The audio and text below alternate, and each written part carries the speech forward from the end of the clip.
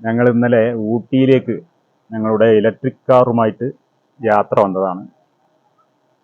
തീർച്ചയായും ഊട്ടിയിലേക്ക് ഒരു ചുരക്ക് കയറി വരുമ്പോൾ ഒരു ആശങ്ക ഉണ്ടായിരുന്നു.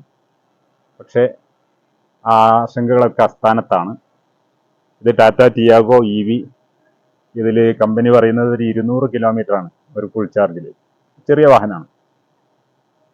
ഞങ്ങൾ ഗൂഡല്ലൂരിൽ നിന്ന് ഫുൾ ചാർജ് ചെയ്തു ചുരം കയറാൻ ആരംഭിച്ചു.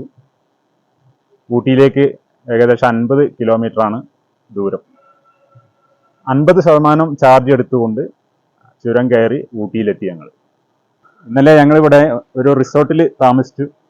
അപ്പോൾ രാവിലെ ഇവിടെ ഒരു ചാർജിങ് സ്റ്റേഷനിലേക്ക് ചാർജ് ചെയ്യാൻ വേണ്ടി വന്നതാണ്.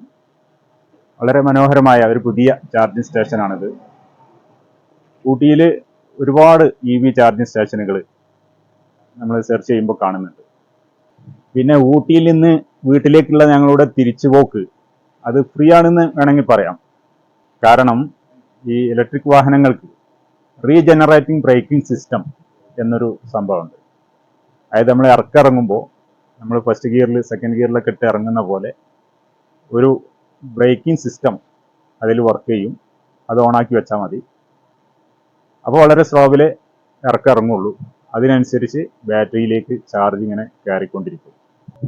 ഇലക്ട്രിക് കാറുമായിട്ടുള്ള ഊട്ടിയിലേക്കുള്ള യാത്ര ഒരു വേറിട്ട അനുഭവം തന്നെയാണ്. എത്രയോ ഹിയർപിൻ വളവുകൾ, അതുപോലെ ഇറക്കങ്ങൾ, കയറ്റങ്ങൾ. നമുക്ക് ഗിയർ മാറ്റേണ്ട ഒരു ആവശ്യമില്ല. വളരെ സ്മൂത്തായിട്ട് റൈഡ് ചെയ്യാം.